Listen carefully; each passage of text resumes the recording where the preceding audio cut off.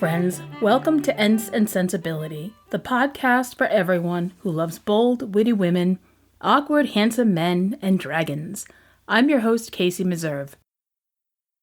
It's finally fall here in New England, and it has been absolutely beautiful this month. All of the leaves have turned red and gold and orange and yellow, purple, even some of them. It is beautiful. The air is crisp and smells like dried leaves. It has been just perfect weather for the harvest, for going on hay rides and apple picking and going to pumpkin patches and your old maze, which is what I call a corn maze. And it's just beautiful. I hope that fall, wherever you are, or spring if you're in the southern hemisphere, is just as beautiful where you are as it is where I am. Well, we have a lot to get to today, so let's get started. Today we're reading Chapter 10 of Sense and Sensibility. In our last episode, Marianne and Margaret were caught in a sudden downpour and were running down a steep hill to get home when Marianne slipped. Fortunately, she was rescued by a handsome young stranger who carried her home in his arms, said his name, and disappeared back into the rain. When the Dashwoods are next visited by Sir John, they begged him for information about this young man who named himself Willoughby. And Sir John gets his kicks out of teasing Marianne about Willoughby and Colonel Brandon. In this episode, we'll get a closer look at this handsome young stranger and watch as he and Marianne get to know each other. Marianne's preserver, as Margaret, with more elegance than precision, styled Willoughby, called at the cottage early the next morning to make his personal inquiries. He was received by Mrs. Dashwood with more than politeness, with a kindness which Sir John's account of him and her own gratitude prompted. And everything that passed during that visit tended to assure him of the sense, elegance, mutual affection, and domestic comfort of the family to whom accident had now introduced him. Of their personal charms he had not required a second interview to be convinced. Now, Margaret doesn't get much dialogue in this book, so we have to get to know her by how the narrator and how other characters describe her and how they talk to her. So here, the narrator says Margaret is more elegant than precise when she calls Willoughby Marianne's preserver. But if this isn't precise, then what is it? So this, from Margaret's actions and these few words, seem to say that she is a carefree girl without the depth of thought of her sisters. But, dude, she's 13. She's got plenty of time to work on precision. And at the same time, what could she mean by preserver? Well, I pursued the interwebs for opinions, information, errata, and I found a few ideas. One, made by Susan Allard Ford, the editor of Persuasions and Persuasions Online Journal of the Jane Austen Society of North America, and professor of English Emerita at Delta State University, has a couple of ideas. In volume 38, number 1 of Persuasions, she writes that the influence of Jane West's A Gossip Story on Sense and Sensibility, and that book's hero, Claremont, who is also called the heroine Marianne's preserver. In West's novel, the courtship narratives are also set up in oppositional turns. Mr. Pelham rejected because he doesn't satisfy Marianne's expectations of that kneeling, ecstatic tenderness, that reckless solicitude, that profound veneration characteristic of men who really love, displays manly sense, and is devoted to duty, integrity, and fortitude. Instead, Marianne finds a lover in Claremont, who rescues her from an accident. Claremont, a name out of the pages of romance, is styled her preserver, the very word Margaret Dashwood uses to describe Willoughby. Like Austen's Marianne and Willoughby, West's Marianne and Claremont are propelled by tastes strikingly alike. So in Ford's opinion, the word preserver is no more than mirroring an earlier work, and we've seen Austen do that in this book. So maybe it's just that, but what if it's more? I came across an interesting blog about the word preserver. Now, this isn't an authoritative take or from a fancy journal like the last one, but does that always make an idea or an opinion less valid? I honestly believe that anyone can have a valid, insightful opinion about a book, particularly if it comes from an informed place. I mean, why else would we have literature classes in middle and high school? Why would I have a podcast when I am not an English professor? Anyways, there are prayers from the Common Prayer book that refer to God as our preserver, and the writer thinks that Jane uses this word to describe Willoughby to reflect on Marianne's nature. Here's an example that the writer uses. God, the creator and preserver of all mankind, we humbly beseech thee for all sorts and conditions of men, that thou wouldest be pleased to make thy ways known unto them, thy saving health unto all nations. He argues that Marianne's romantic worldview is one of idolatry, and she doesn't understand how real human relationships work. Marianne will grow to worship Willoughby as she worships nature, art, music, and opinions that match her own ideals and sensibilities. So Willoughby becomes Marianne's god, and when he eventually, spoiler alert, leaves her, her suffering isn't just a teenager getting dumped for the first time, which sucks. Her suffering is akin to the loss of faith, and she despairs.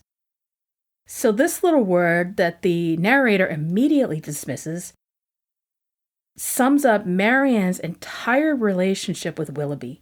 He's a so-called preserver. It's not precise because he can't live up to her worship. I mean, no one could. But the way he fails her is devastating to Marianne's spirituality and belief system. Anyways, I've linked this blog in the show notes, and I would love to hear your thoughts about this. Getting back to the book, Willoughby is so handsome and charming that all the Dashwoods immediately like him, and even Eleanor can't see anything too terrible in him. Now we get something rare in an Austen novel, a physical description of a character. Actually, two characters. Miss Dashwood had a delicate complexion, regular features, and a remarkably pretty figure. Marianne was still handsomer. Her form, though not so correct as her sister's and having the advantage of height, was more striking, and her face was so lovely that when, in the common cant of praise, she was called a beautiful girl, truth was less violently outraged than usually happens. Her skin was very brown, but from its transparency, her complexion was uncommonly brilliant. Her features were all good, her smile was sweet and attractive, and in her eyes, which were very dark, there was a life, a spirit, and eagerness, which could hardly be seen without delight. So Eleanor is very pretty, with regular features, of nice figure, meaning there's not anything unusual about her looks. She's petite and pale, but Marianne is a looker. She has tan skin, curly hair, and a sweet smile, but it's her eyes that really shine, so to speak. They were very dark, and there was a life, a spirit, and eagerness. They really are the windows to this spirited personality. But the second time she meets Willoughby, she's embarrassed. The last thing she remembers about him is being carried in his arms, and that's very embarrassing. This is the 1790s. You couldn't even touch hands with a young gentleman. But luckily for Marianne, she doesn't stay shy for long. When her spirits became collected, when she saw that to the perfect good breeding of the gentleman, he united frankness and vivacity, and above all, when she heard him declare that of music and dancing he was passionately fond, she gave him such a look of approbation as secured the largest share of his discourse to herself for the rest of his stay. Oh, you like music and dancing? You can stay. Now that she's given him the look, everything Willoughby says has Marianne's utmost attention, and everything he says, she's got an answer. It was only necessary to mention any favorite amusement to engage her talk. She could not be silent when such points were introduced, and she had neither shyness nor reserve in their discussion. They speedily discovered that their enjoyment of dancing and music was mutual, and that it arose from a general conformity of judgment in all that related to either. Encouraged by this to a further examination of his opinions, she proceeded to question him on the subject of books.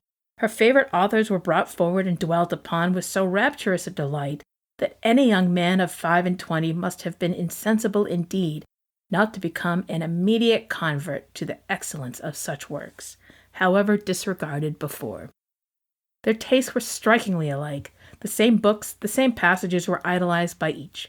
Or if any difference appeared, any objection arose, it lasted no longer than till the force of her arguments and the brightness of her eyes could be displayed.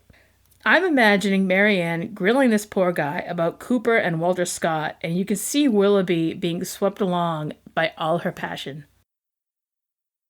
He acquiesced in all her decisions, caught all her enthusiasm. But the narrator also seems to say that Willoughby might just be agreeing with her because she's a pretty girl. And remember what Marianne said way back in chapter 3. I could not be happy with a man whose taste did not in every point coincide with my own. He must enter into all my feelings. The same books, the same music must charm us both. This is the guy whose tastes coincide at every point with her own. Now that might be because he's being agreeable to a beautiful girl. Can anyone really like Cooper and Scott as much as Marianne? When Willoughby finally leaves, Eleanor has to take a big sister dig at Marianne.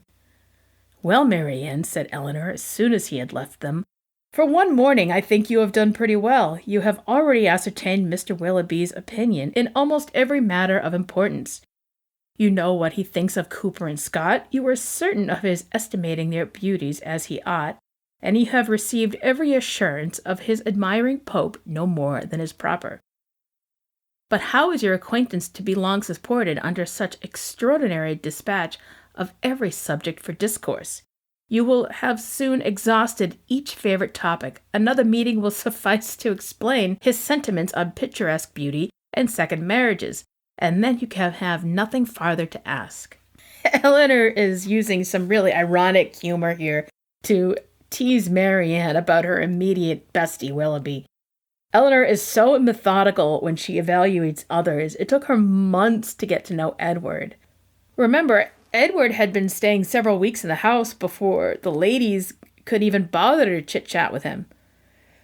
So, in addition to teasing Marianne, she's also suggesting that one can't achieve the type of knowledge of another person without taking time and care and using judgment. But teasing Marianne is also fun because Eleanor knows exactly how to rile her sister up. Marianne doesn't have much of a sense of humor. Everything is so serious to her. Beauty and romance and teasing, especially her sister's teasing.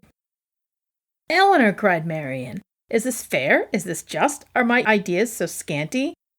But I see what you mean. I have been too much at my ease, too happy, too frank. I have erred against every commonplace notion of decorum. I have been open and sincere when I ought to have been reserved, spiritless, dull, and deceitful. Had I talked only of the weather and the roads, and had I spoke only once in 10 minutes, this reproach would have been spared.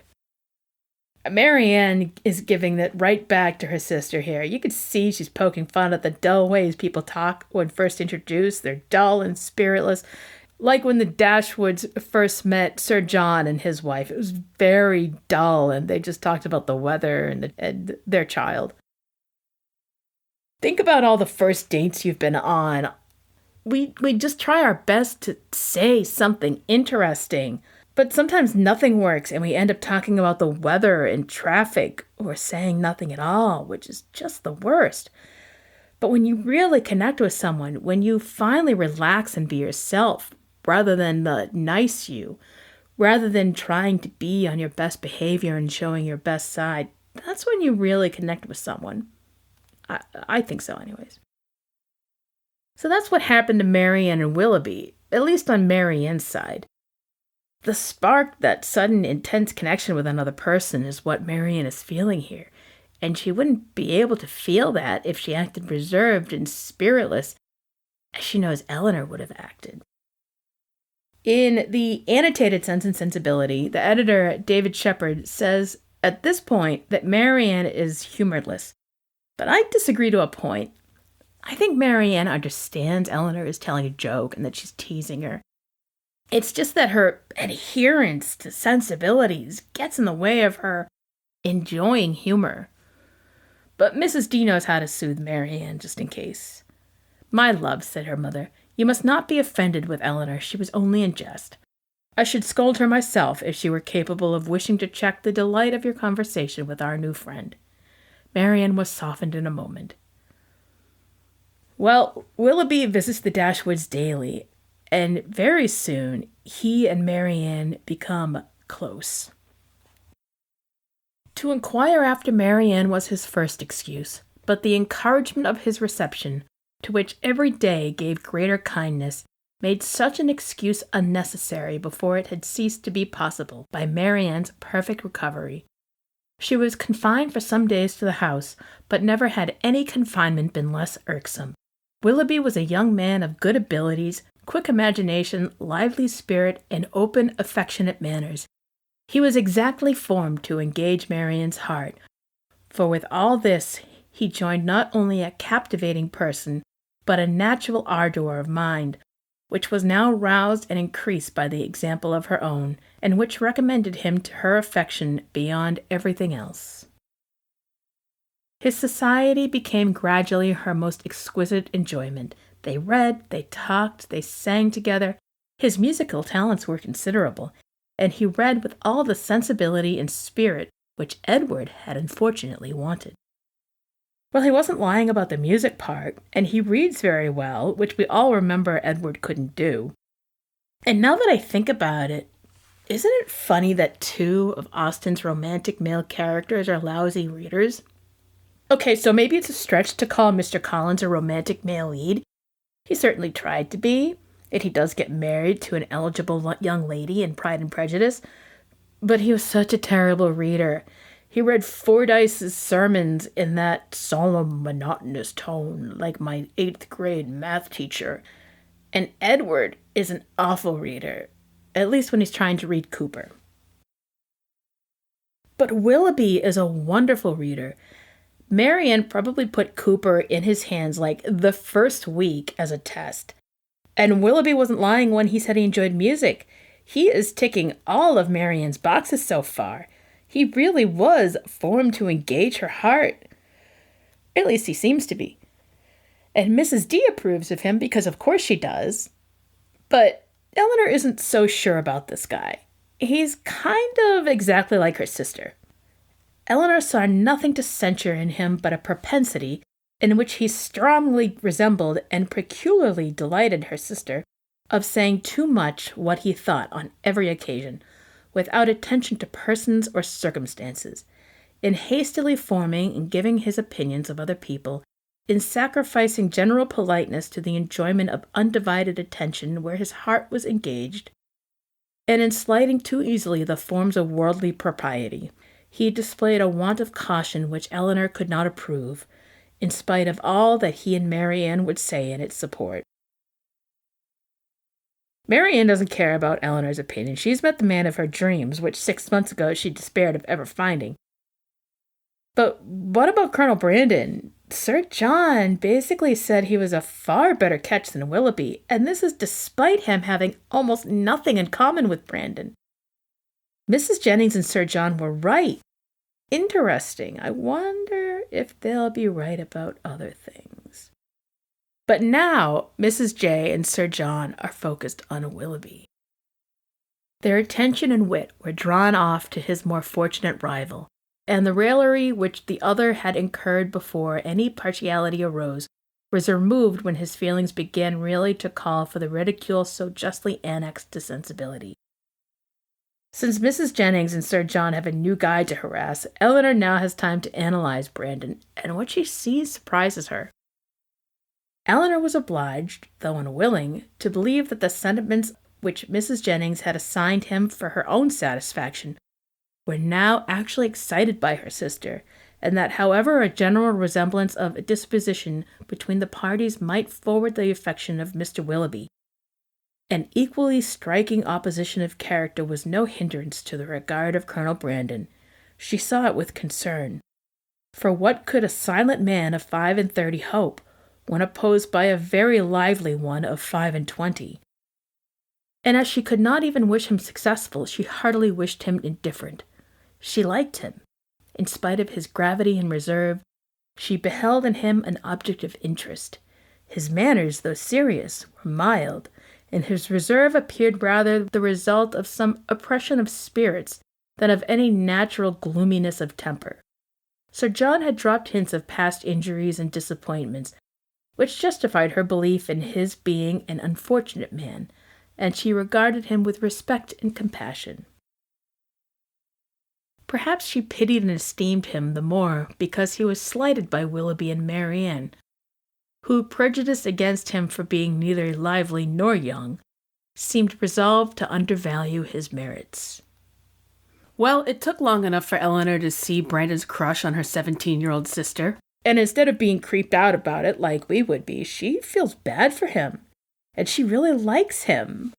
Under that reserve and seriousness, he seems to be a really nice person. But what does he have that Willoughby can't offer? He may have money and a nice estate, but Willoughby apparently does too. Brandon is old and silent and grumpy, and Eleanor can't wish him success with Marianne. Yet she likes him. But the narrator also suggests that maybe she likes him more because of the way Marianne and Willoughby treat him. And Willoughby in particular says some pretty nasty things about Brandon. This reading is a long one, but I didn't want to leave anything out.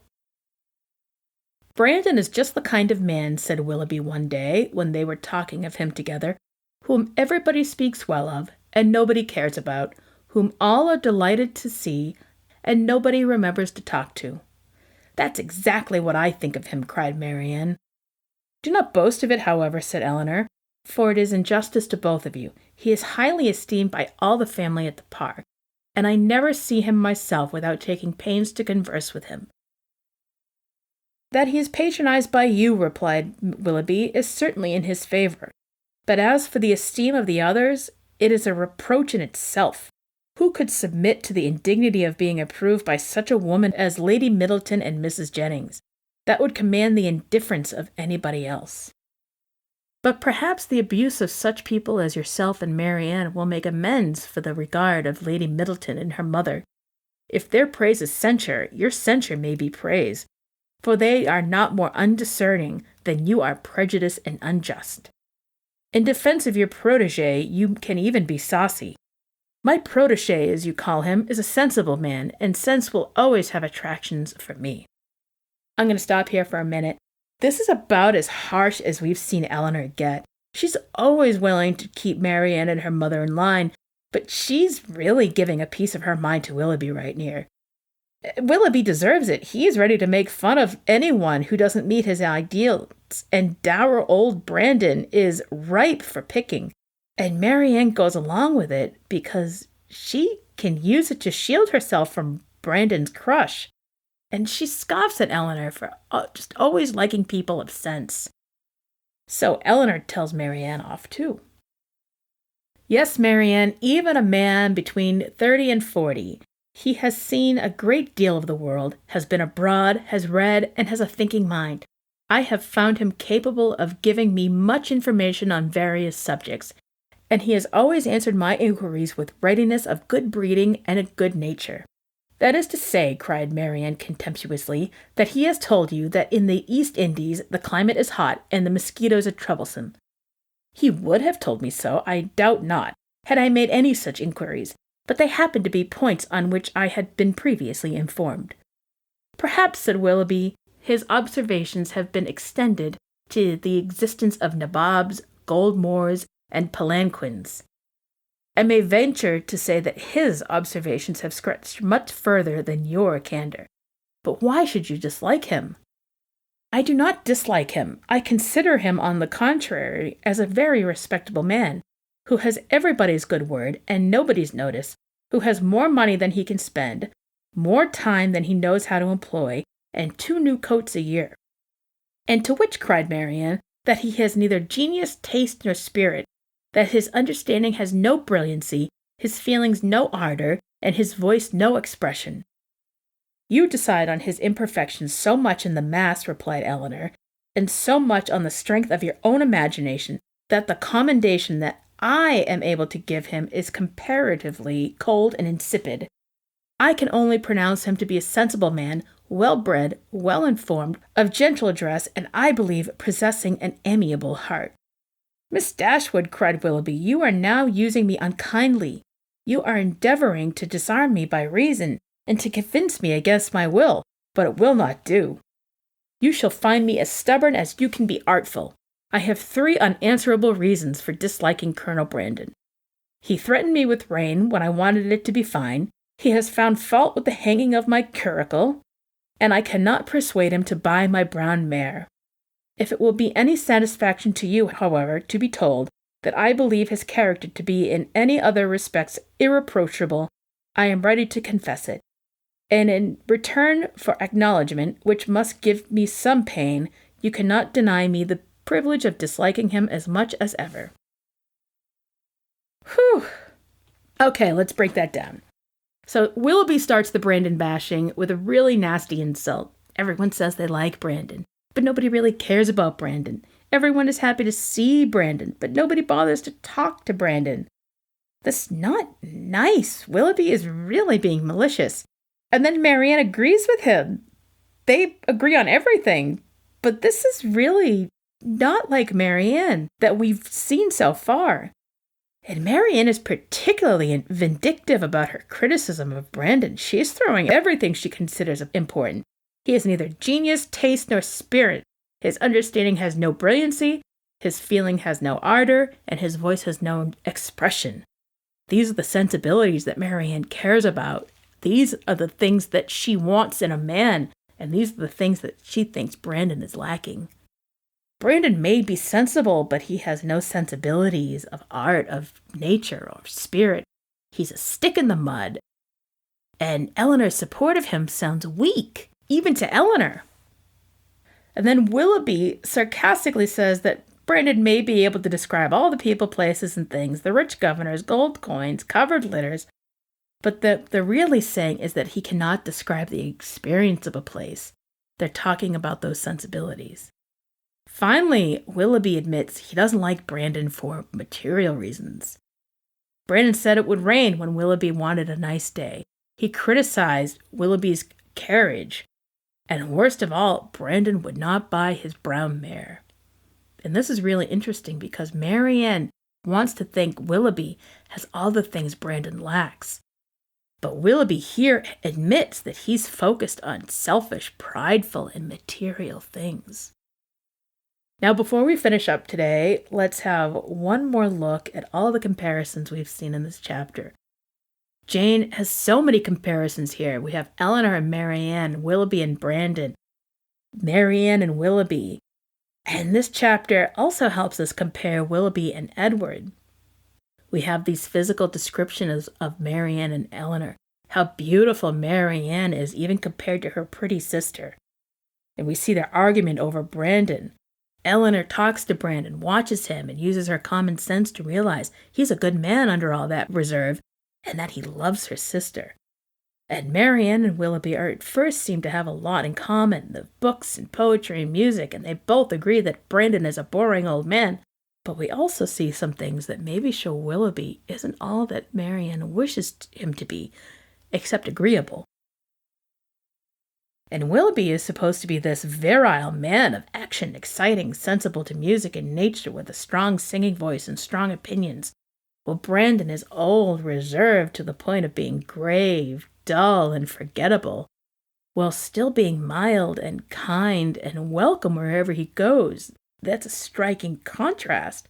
And Brandon is worldly, independent, and wise, while Willoughby is waiting for his aunt to die so he can have her fortune. And finally, we see one sentence, a comparison of Willoughby and Edward. Willoughby's musical talents were considerable, and he read with all the sensibility and spirit which Edward had unfortunately wanted. And while that's not a knock on Edward from Eleanor's point of view, or from Mrs. D's, from Marianne, an unfortunate want of sensibility and spirit is a deal-breaker. Wow, we've covered a lot of ground today. Thank you for joining me. I hope you've enjoyed today's episode. Next time, we'll cover Chapter 11, and we'll meet another one of Jane's family members. Before I end this episode, I am super excited to announce that I am going to be on the Your Favorite Book podcast with Malavika Prasid in January, and we're going to talk about Pride and Prejudice. I really hope that you'll listen to that episode. Malavika and I had a ton of fun recording it. You can listen to Your Favorite Book wherever you get your podcasts. And you can listen to more episodes of Ents and Sensibility on Apple Podcasts, Google, and Amazon by asking Siri to play Ents and Sensibility. You can join our conversation on Facebook, Instagram, and Twitter at Ents and Sensibility, and you can also drop a note at entsandsensibility@gmail.com. Thank you so much for listening today, and have a wonderful evening.